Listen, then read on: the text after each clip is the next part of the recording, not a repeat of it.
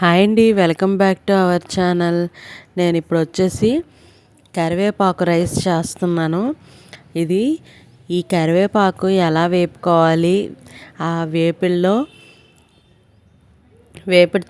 Fry చేసేటప్పుడు ఏమేమి వేయాలి అవన్నీ కూడాను నిన్న లైవ్ అయితే పెట్టాను. ఆ లైవ్లో ఉంటాయండి.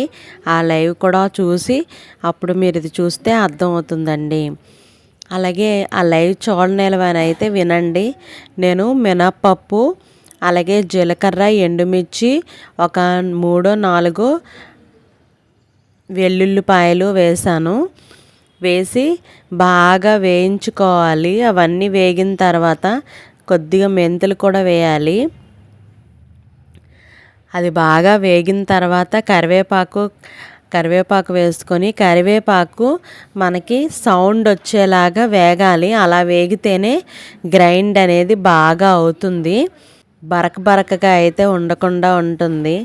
ఇంకోటి ఏంటంటే మా వాళ్ళు ఏం చేశారనంటే గ్రైండ్ చేసేటప్పుడు వాటర్ వేశారు. ఈలోపు నేను ఫ్రెష్ అప్ అయ్యి వద్దామని వెళ్ళొత్తుల్లోకి ఇలా చేశారు. అందుకని కొంచెం ఆయిల్ వేసి ఎక్కువసేపు వేపుతున్నాను.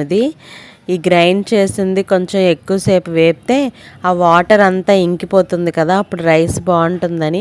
కానీ ఇలా కూడా చాలా టేస్ట్ అవుతుంది. ఎంత బాగుందంటే మనకు కానీ పిల్లలకి కానీ జలుబు, గొంతు నొప్పి అలాంటివి ఏవైనా ఉన్నప్పుడు ఇలా ఇన్స్టెంట్గా త్వరగా ఖచ్చితంగా మన ఇంట్లో కరివేపాకు అనేది ఎప్పుడు ఉంటుంది కదా, ఇలా చేయండి, సూపర్గా ఉంటుంది.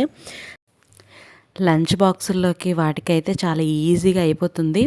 ఎర్లీ మార్నింగే ఈరోజు లేట్గా లేచాము అనుకున్నప్పుడు ఇలాంటి రెసిపీస్ చేసి పిల్లలకు పెడితే టేస్ట్ అయితే చాలా బాగుంది. చిన్న విరామం, చిటికలో వచ్చేస్తాయి. ఈలోగా లైక్, షేర్